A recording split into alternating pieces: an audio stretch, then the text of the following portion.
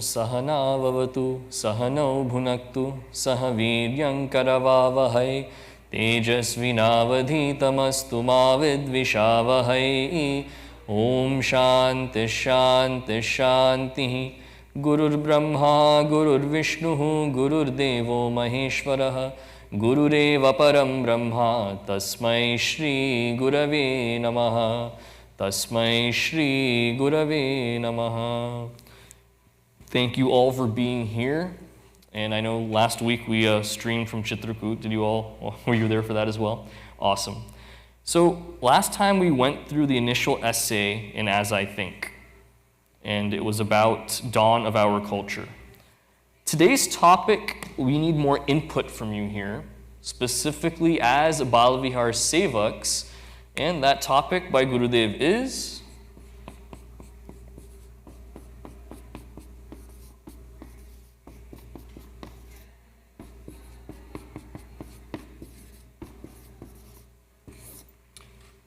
serve a new religion. Why is this topic coming up today? For starters, it's the second essay in the book. That's one reason why. But another reason is, as I'm speaking to Balavihar kids, I talk to a lot of them, especially upper elementary, middle school, and high school. I'll be honest with you, they are feeling a disconnect. It's not that the teachers aren't trying. They are. It's not that the teachers don't know the content. They do. The third part of it is, how is that communication happening of how are we giving this knowledge to the kids? That's where we can improve. That's what all our teacher trainings are about. This syllabus has stayed the same for 20 years. Gurudev willing, it stayed the same for the next 20 years as well. But are there tweaks that have to happen within this curriculum to get it out? That is a necessity. So let's work on brainstorming that today using this essay. So what is one of the first things that Pujya Gurudev says? He says that when there is something like a traditional religion meaning that with a structure of certain customs that are followed, a set philosophy with depth, a system by which this knowledge is transferred, that all has contributions to what is called a traditional religion. Now, what does he say a traditional religion leads to? At a certain point, it becomes, these are Gurudev's words, traditional religion becomes totally unfit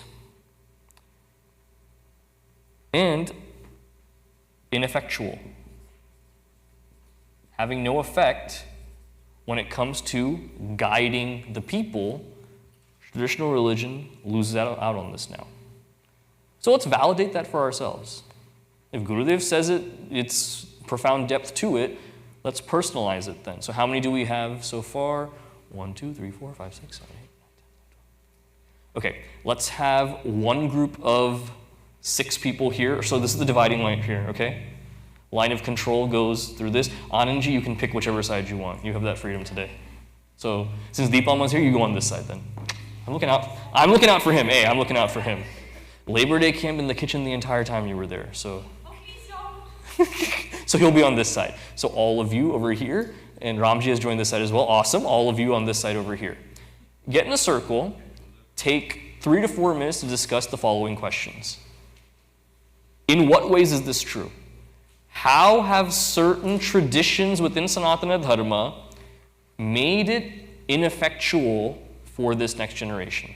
I'm leaving it open-ended so that you can come up with your things. You may be saying, Hari Bhai, you're taking a break here and you're saying some ambiguous thing. This is what Gurudev says. What are those traditional aspects of the religion that have made it ineffectual over time? So this side you can spread out over here. This side, please migrate to over here. Take 3 to 4 minutes.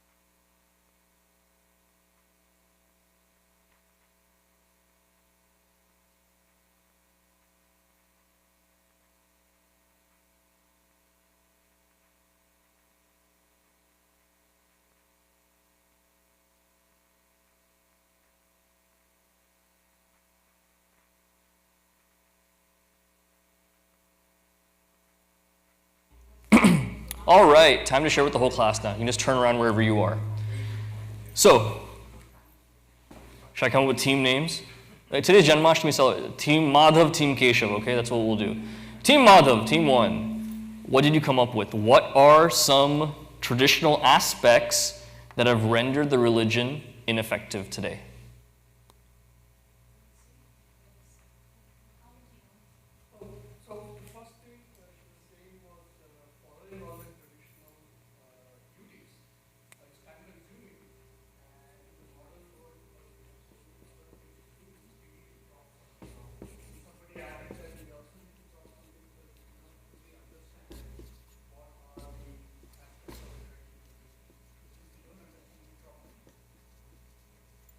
So duties that are there, seeming too rigid, not good for the 21st century person, no understanding as well. Team Keshav, what's one thing you all said? We said the same thing. I'm kidding, no, go ahead. No, actually, we did. I think that point was, brought up as well, right? That over time, we don't really have the time. So, the other thing I think we talked about is a lot of the traditional thing is based on a language that most people don't understand. And rules,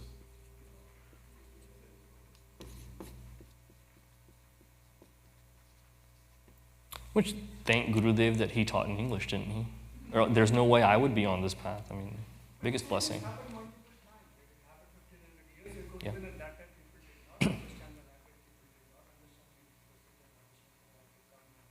He did. Tulsidas ji wrote his great Tulsi Ramayana in Avadhi, which was the language of the masses at the time. He was criticized for it. That what are you doing this pristine knowledge in Sanskritam, knowing Sanskritam, he was a Sanskritam scholar himself, why are you writing in Avadhi? He said the people have to know. The effect of that is what? If you go to Bihar today, some of the auto drivers, they'll quote whole sections of Ramcharitmanas to you. From every strata of society, it's really gone through. People know it. Yes, Amma?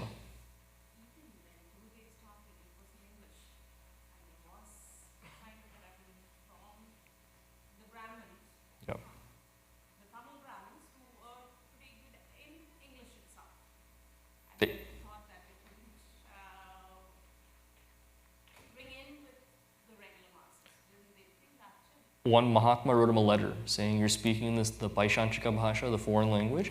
I hope that you drop dead as you're speaking. So Gurudev, near the end of his life, he was talking to brahmacharis, and he said, I wish I had that letter with me. In a fit of anger, I tore that letter and threw it away. But today I would show it, saying that, look, this tongue that's singing the glory of this Bhagavan is still intact. So it's there. Language barrier and misconception. Team Madhav, what's another one? Praying for results. So misconceptions about prayer then?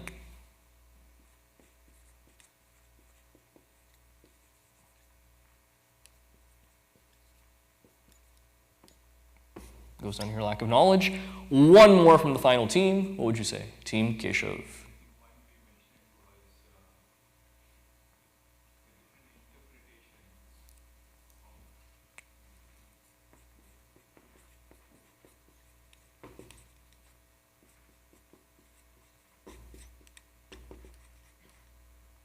Again, leads to lack of knowledge. Okay. Going through each of these then. These are all right in their own ways.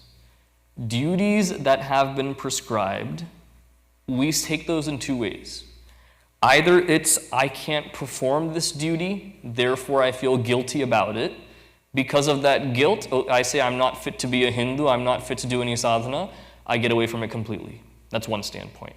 Ultimately, renders religion ineffective.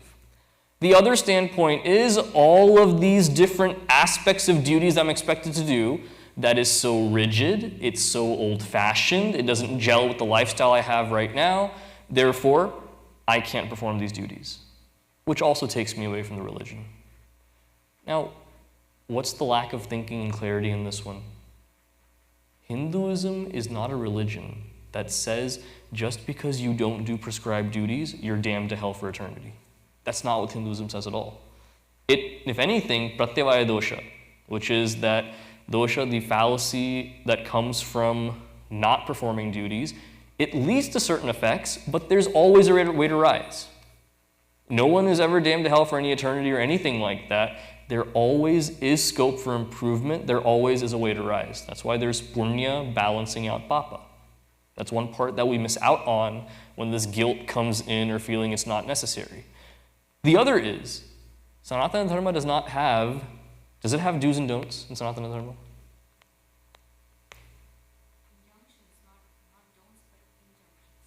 Injunctions.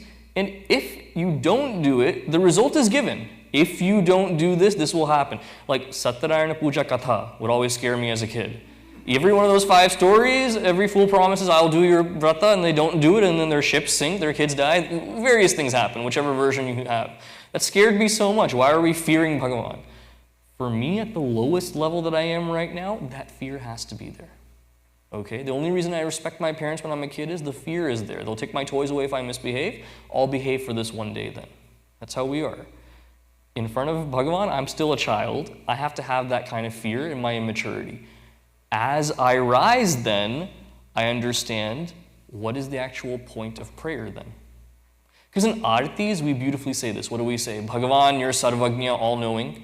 Bhagavan, you're Sarvashaktiman, all-powerful. Bhagavan, you're Antaryami, the indweller in me. But then when I pray, how do I pray? I say, Bhagavan, give me this. Thodi si to lift kara de. Bangla motor kar dila de. Ek nahi. Do char dila de. That's what we ask for then. What are we? I never thought I'd quote Adnan Sami in a teacher satsang, okay? There's a first for everything then. Whoever will hit me will hit me. So we pray for these kinds of things. What are we saying when we do that? Bhagavan, you're Sarvagnya, all-knowing. You know everything except what's good for me. Let me tell you what's good for me then. That's what we're saying at that point when I ask for something. Bhagavan, you're Sarvashaktiman, all-powerful. But then Bhagavan becomes Vyapari with me. Business deal that we have. I will break 10 coconuts in your temple, get my son married. I will do 108 pradakshinas around your murti, make sure that I get a good tax write-off this year. Business style. What's worse, Bhagavan is my hitman at a certain point. This person is messing with me, Bhagavan Bhai as in like underworld Bhai, you take care of him. That's what I've reduced Bhagavan to. Sarvashaktiman, you're all-powerful, but let me bribe you with my small offering to do what I want you to do. Fallacy again. Last one, Antaryami, indweller in me. I may even blame Bhagavan for the bad results that come to me. That why am I in this financial ruin? Why am I in this health problem? Where the heck have you been, Bhagavan? I blame them, whichever Bhagavan I pray to, not knowing that Bhagavan is that indweller in me. Without that Bhagavan giving me that spark of life, there is nothing that makes me happen. So if this is the case then, we can't ask for anything, because Sarvagnya is not true if we ask for anything. We can't bribe Bhagavan, offer something in exchange for something. Sarvashaktiman gets invalidated. We can't blame Bhagavan for anything. Antaryami gets invalidated then. What do I pray for then? Because I know you tell your kids, close your eyes, pray for good grades. That doesn't gel with this idea either. What do I pray for then, if I'm a Hindu? Strength?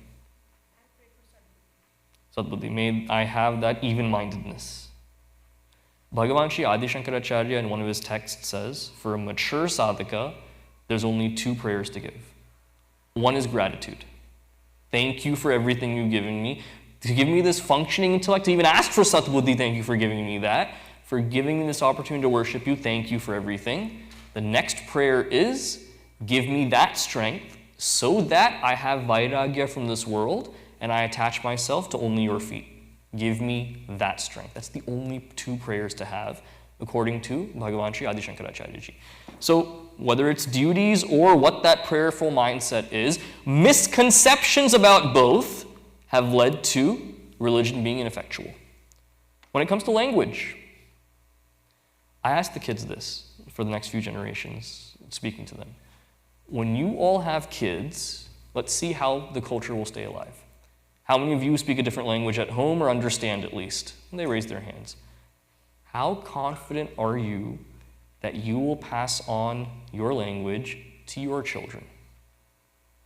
And I said 2 thumbs up if you're really confident, 2 thumbs down if there's no chance, and give me a little bit of a, 50-50 if you think there may be a chance. In your honest opinion, your kids, your perfect angelic children, what's the likelihood they will pass on that language to the next generation? Really? बहुत हिम्मत है आपको. It's good. Most of you said this. I'm agreeing with you there. There is, in my mind, zero chance it's going to go down. Definitely not. I have seen families, and today, in this country now, I've seen couples who are Marathi, Telugu, even then it doesn't pass down. When there are two different languages, then the kids grow up not knowing either one then. You think they'd know both. Like a lot of you, that each parent speaks a different language, you probably know both. Or you grew up in an area of the country that has a different language, so 3 languages. That's normal for you all. That's not happening to our kids. I took 5 years of Spanish. I still can't order at a restaurant now. Out of practice, out of mind. Maybe that's just my deficiency, but that's how it is. But even when it comes to the study of Shastra then, some rudimentary understanding of an Indian-based language does wonders. Even if they're non-equivalencies. What do I mean by that? In Sanskritam, the word for inference is anumana. Anumana pramana is how we infer with a certain data set in the logical sequence, the syllogism that we have. In Telugu, anumana is a word that I've heard before, anumanam, always in the way of suspecting someone. Having some suspicions about someone's intentions was always anumanam. So that was a disconnect for me. Learning Sanskritam then was like, oh, this is what that means. Another word, I'll give you an example. Pramada. Pramada in Sanskritam means? Pramada. Sorry, not pramana. Pramada. Pramada means danger in Sanskritam. Bhagavad Gita, it comes in the 14th chapter. Pramada is there. In some regional languages, pramada means?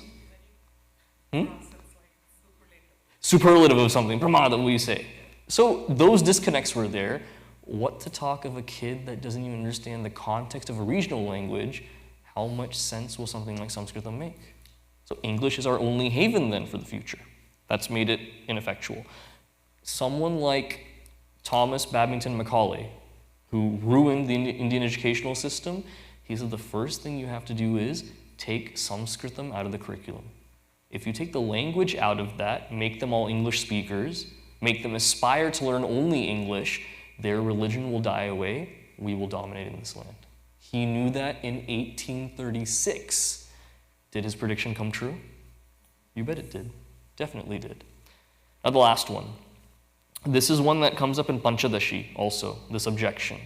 Saying all of these different viewpoints, different matas and different tangents of philosophy we have within Sanatana Dharma, it makes it confusing for us, is what is said.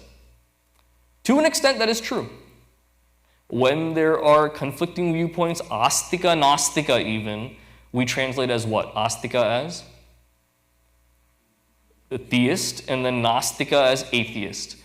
But if you really look at what astika and nastika means, astika is one who believes in validity of Vedas, is astika. Nastika is one who denies the Vedas. So Bauddha Darshana, Buddhism, Nastika Darshana, denies what the Vedas say. Not one of the 6 astika views. Now, there are certain sampradayas we have within Sanatana Dharma, astika, so they believe in Vedas, but anishvaravada, they don't believe in the presence of Ishvara. Prakriya and processes they believe in, Ishvara and Bhagavan they don't believe in, still astika. There are certain sampradayas that are nastika, what we would say atheist, but nastika meaning they don't take Vedas as valid, they still believe in Ishvara though. So Ishvaravada, but Nastika. See how many different combinations, permutations? It gets confusing then. But what is the strength of this kind of a system then? Everything is still accepted under the Hindu umbrella, given that they can justify their points engaging in Vada and Samvada. You mentioned Bhagavan Shri Adi Shankaracharya. The way he revitalized Sanatana Dharma and spreading Advaita Vedanta was not through any kind of violent means or subversive means. Straight debate is how he did it. Where logic reigned supreme, utilizing that, he made sure that entire Bharatavarsha came back to its Hindu roots. After it had been plagued by the pernicious effects of Buddhism, after Karmakanda took over and there was no understanding of Upanishadic truths, he brought it back then. So for each of these, one common thread that we find is, did these challenges make the religion ineffective? Yes. Is that the religion's fault, or was that the fault of the followers, though? Fault of the followers in many ways. Now, environment as well. External environments that we either couldn't fight against or didn't fight against. Some of it was a choice, some of it was out of our hands. But despite these challenges and what they've done to the religion, our ancestors should be given so much credit because they kept so much of it alive still, despite all the external forces they had to go through. That's our first segment then of today. Let's look at the next part now. There's one more big whiteboard. I couldn't find it. It's cleaner and everything. I can fit everything on there for one session, but that is okay. Now, what is the next part that we come to? Gurudev says, cultural ideas in circulation is what religion is. In a nutshell, our cultural ideas, the ethos of what our philosophy is, the practicality of the customs followed, when these are circulated widely, people accept them, people follow them, people embrace them, that creates a religion. Now, as these customs kind of change, religion verily changes as well, doesn't it? There are new philosophies that come into certain religions as well. They've had to change. Now, what's the difference here between what Sanatana Dharma is and other religions are? In the Abrahamic faiths, for the longest time, if you were not Caucasian, you do not have a soul. Starting from the Bible, the sons of Ham, who are the darker ones, they are seen as those who are fit to be slaves. That's how slavery was justified for so long, saying the Bible itself says this is how you should treat your slaves. We can have slaves. That was the case. You look at Sanatana Dharma, though. Sanatana Dharma has needed an upgrade at several times, not an evolution, though. Two words that we can look at. Now, I've gone through this last year. It's relevant again here. Evolution versus upgrade. Evolution versus upgrade. Gurudev hits on this point. In an interview he did in Australia in '84, it's on YouTube if you want to see, the questioner interviewer asks, is your religion, which is more than 5,000 years old, is it still relevant for the modern person? Doesn't it need to evolve for the science of today? Gurudev says an upgrade is necessary, not an evolution. Why does he say that? Evolution is when the very doctrine of the religion must be changed. Because when the slaves are freed and civil rights is going on, it doesn't sound good if your book says that people can be slaves. It doesn't sound good when to say that. They've had to evolve their view with different sects coming out and saying that you shouldn't have slaves. That's not what Hinduism needed. Sanatana Dharma needed an upgrade, meaning those parts that are prominent for the day and age, those should be highlighted. What does that mean? What are examples that we find? This was an oral tradition, passing down of the Veda. One Veda was passed down. By the time of Bhagavan Sri Veda Vyasji, what do we find? Memory power is not what it once was. Interest in Veda is not there. He codified it, put it into 4 different sections, put one of his disciples in charge of each section, saying, you will pass this Veda on as your lineage. Now, while he did this, he kept it to where each one of the 4 Vedas has a mantra portion, brahmana portion, upanishadic portion, all of that's in there. So each Veda is intact on its own with the knowledge base, it's just different texts in each. Very beautiful thing he did. He upgraded the religion to codify it so that it continues. Without Sri Veda Vyasji, there is no Sanatana Dharma today. Fast forward to Bhagavan Sri Adi Shankaracharya Ji. This knowledge was there and Veda was there. Karma Kanda was focused on so exclusively, this Upanishadic knowledge of that highest reality, cast off to the side. Why would I worry about that highest knowledge dealing with moksha when Karma Kanda gets me results that give me a better life in the next birth?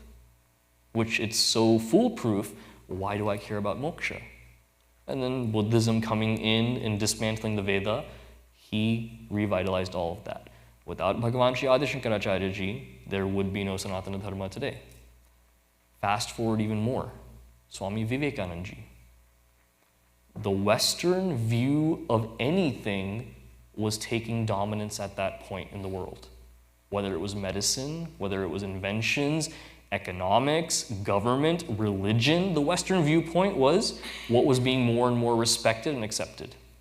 The Western view of Sanatana Dharma at that time, late 1800s, was this is some exotic, mystical religion that's grounded in superstition, has no logic behind it.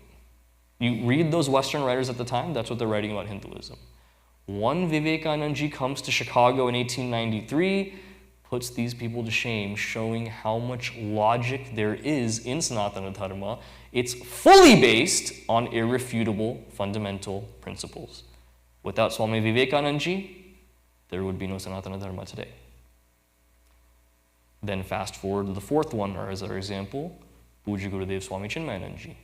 In a day and age where whether it's language and the medium it's taught in, whether it's those duties that have been thrown away, access to the scripture, interest in the scripture, an independent nation, newly formed India, is about to shed its religious label, he comes in, revitalizes again. His contribution was to highlight how practical this religion is.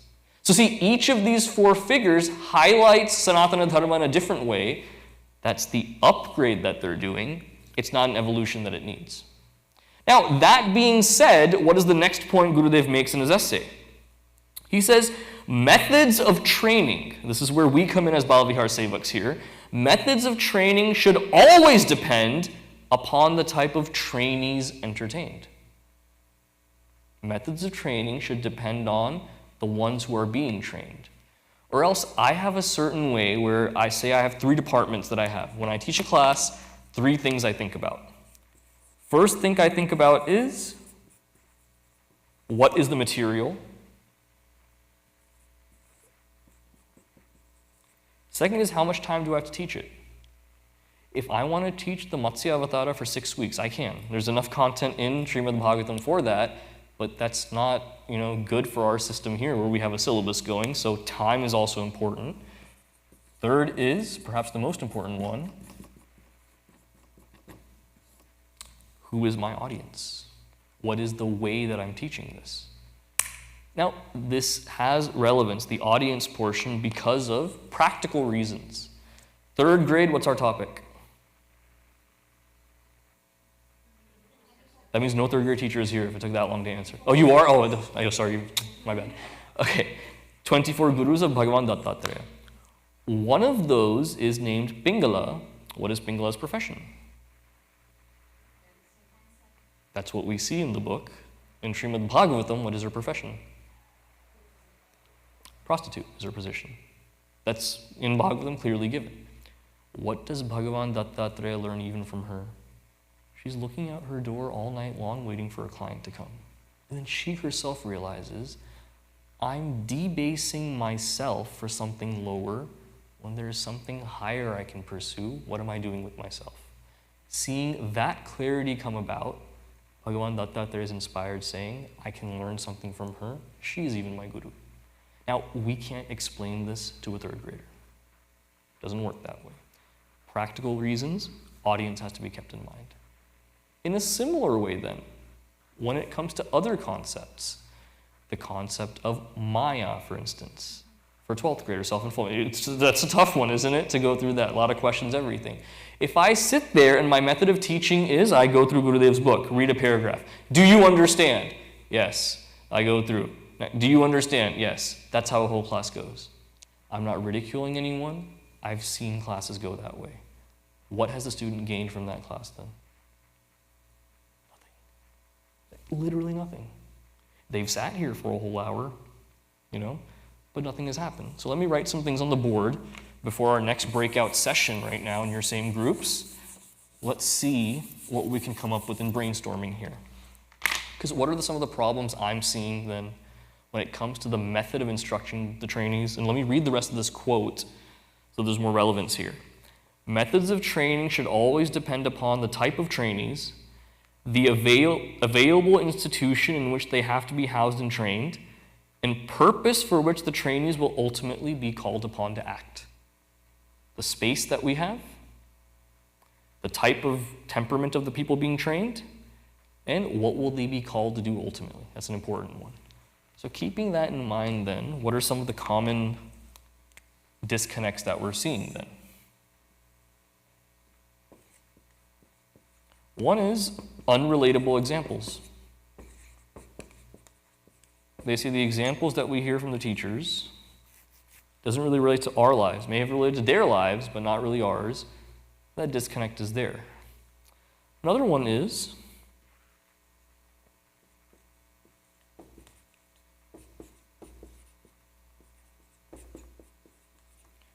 being told, not led. Because the beginning portion that I did could have gone two ways. One way was I said, okay, this is what Gurudev says about tradition and how it's not rigid tradition leads to an unfit religion. What do you think are examples of that? You came up with examples. Then we tied it together, coming to that final conclusion that the reason for this is a mix of misinterpretation of the religion plus external forces that have hurt us. We came to that conclusion together. Took about 15 minutes. It could go another way. I could have said, this is what Gurudev says. I could have said, duty, this is the reason why. The real reason is, guys, because we as Hindus kind of misconceived certain things, and things hurt us from the outside, like invasions. Done, next point. Which one stuck in your mind more? When you all discussed and came to it, similar conclusion you came to. We led each other there. That sticks in your mind more. You get more input that way.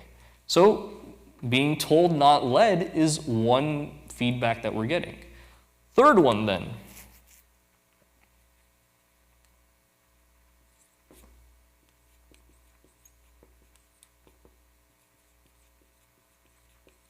Not feeling connected in purpose. Why are we even learning this? I sit in class, the teacher cracks open a book, tells this story, does that, this activity, whatever. Why? Why are we doing this? That purpose feels lost to them. You may be laying out that purpose very clearly for them. But is it in the way that they're understanding? Is that where the disconnect is? And none of this is to criticize our teachers. I love our teachers. I hope you feel the love and every time I interact with you. But looking at Gurudev's essay and where we are right now in 2023, this is what's coming up. So in your groups now, it is now 11:20 about. Go till 11:35 or 11:40 even. 10 to 15 minutes and have fruitful discussion about this. If it starts to die down, I'll bring it back, but I want to see good discussion. These three, unrelatable examples, being told, not led, not feeling connected in purpose. What are the ways as a teacher group we rectify these problems? And don't just leave it as, okay, lead them there. Make sure you ask more questions. We all know to ask more questions. What is the deeper way methods? And try to spread the wealth. Keep your answers not too long so that others can share also. Ready, set, go. Same groups. If you're new, join one of the two groups then. And you can spread out so that they're not stealing your ideas and you stealing theirs. You can spread out a little bit if you want to.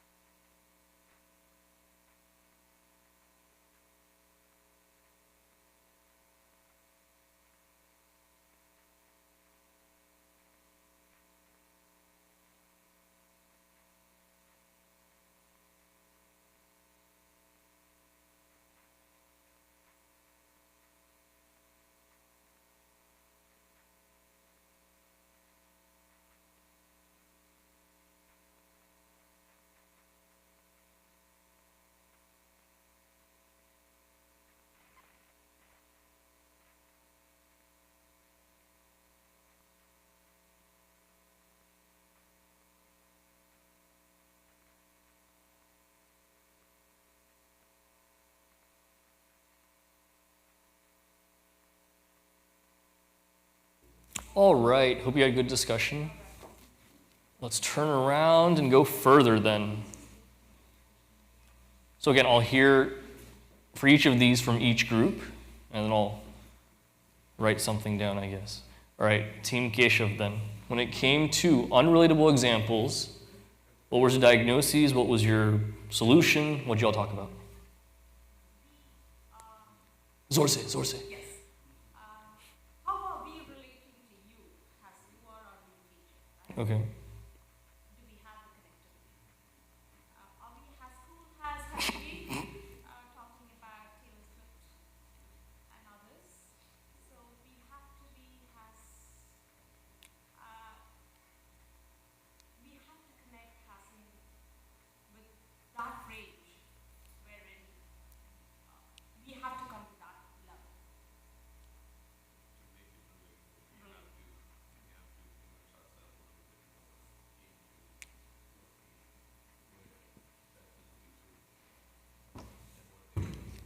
So immersion in what they're doing.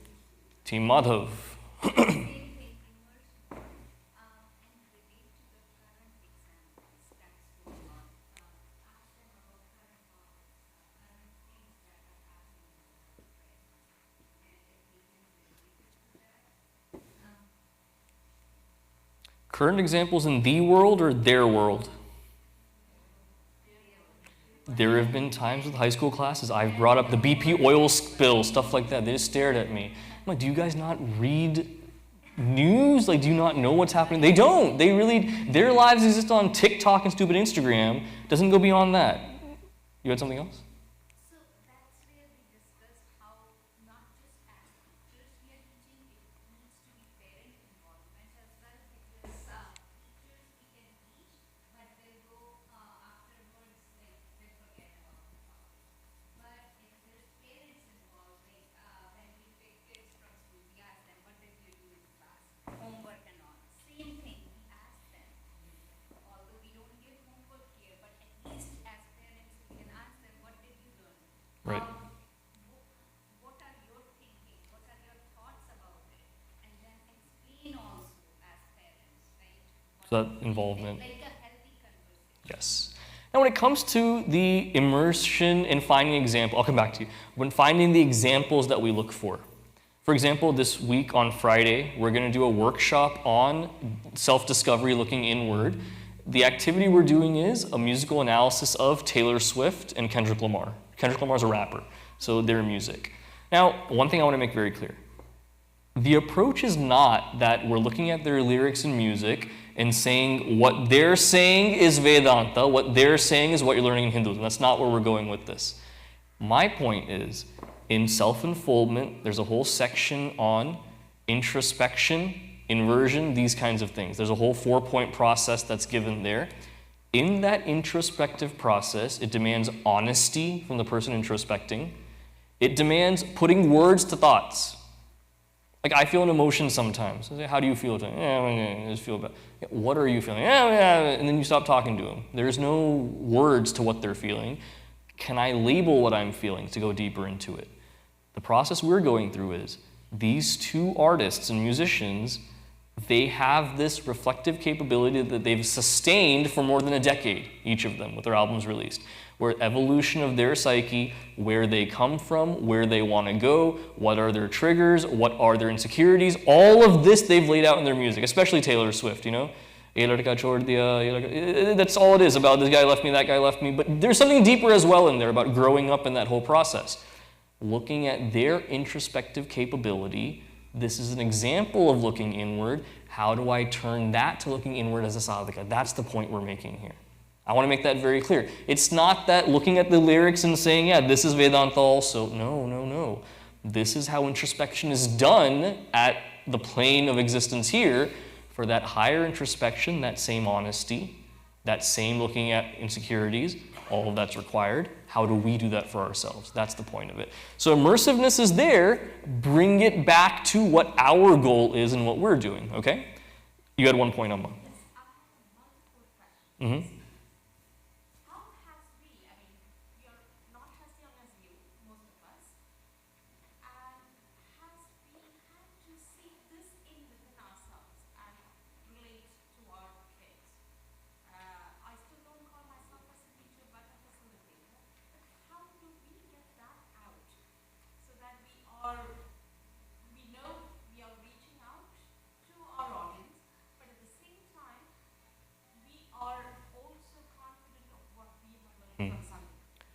So the main point is, I started teaching Balvihar when I was 18 years old, right? I'll never forget this day. The parents of the kindergarten students were walking downstairs here in Saket, 18 years old, first time teaching. And this dad is looking around. I said, what are you looking for? One of the fathers of the kids. He said, I'm looking for the teacher. I said, I'm the teacher. You're the teacher? I said, yeah. No, the teacher of the Balvihar class or kindergarten. I am the teacher. No, for this and that's for set. Before you embarrass yourself further, I am the darn teacher. That's me.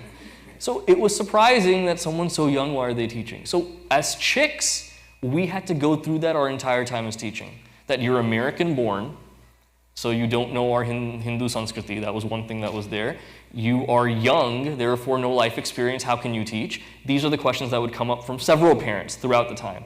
So it was not being defensive. It was always like, I'll show them what I can do. So it was always never that idea of we were teachers.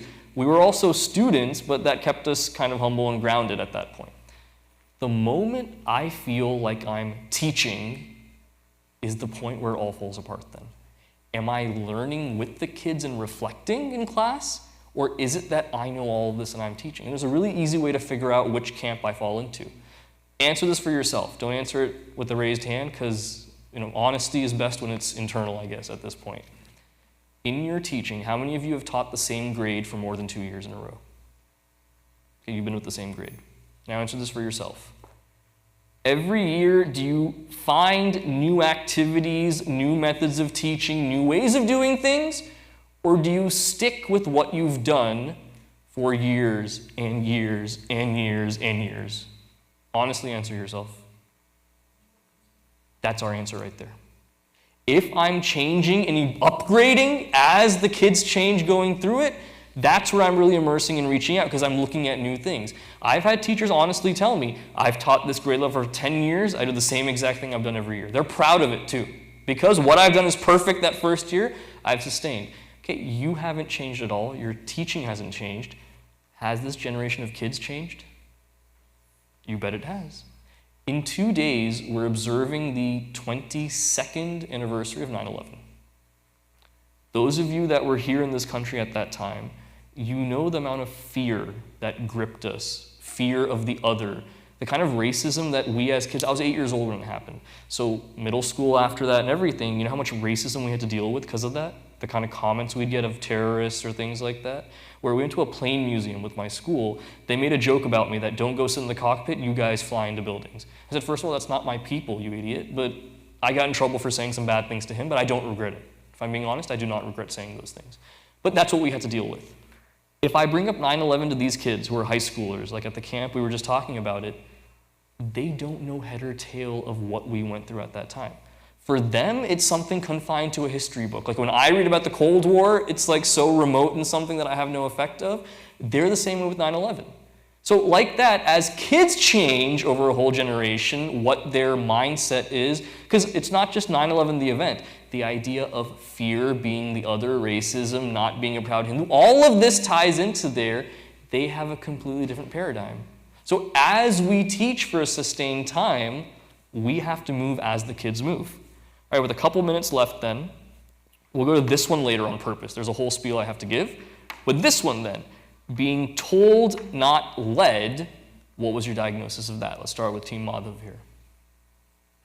Being told, not led.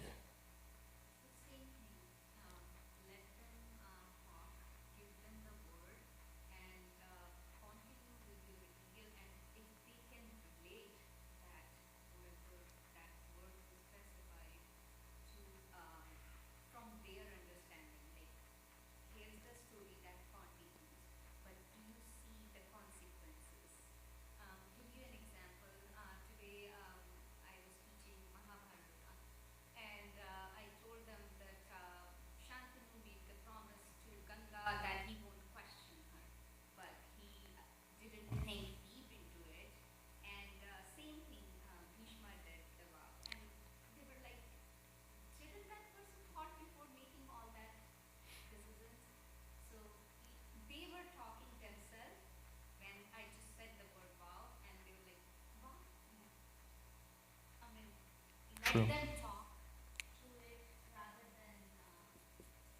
Just giving it to them. Team Keshav, what's your viewpoint? on being told, not led.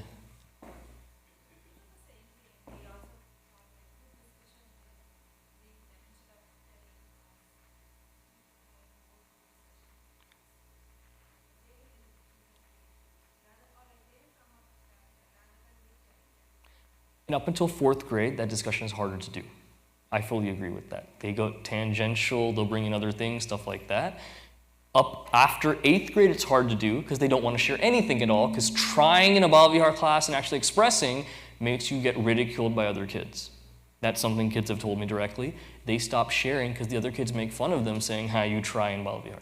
That actually happens, believe it or not. Art of listening then. So that's where we'll pick up next time in finishing out this essay, okay? So it'll be streamed from there for that time. This is where we'll pick up, but all good feedback from everyone. And when I raise these objections of this is where it's going, it's not that I'm criticizing our teachers. That's not where I'm going at all. Every year is an opportunity to improve. The kids are changing drastically. We have to change what our messaging is as well. The knowledge remains the same. The method of how we roll that out, that's all that changes. Om Shanti Shanti Shanti Hari Om Shri Gurubhyo Namaha. Hari Om. Hari Om, everybody. Have a good week. Cowboys' first game is tonight. Please pray hard. I know everything I said about prayer not being for results. This is the one exception. Please pray. They need it.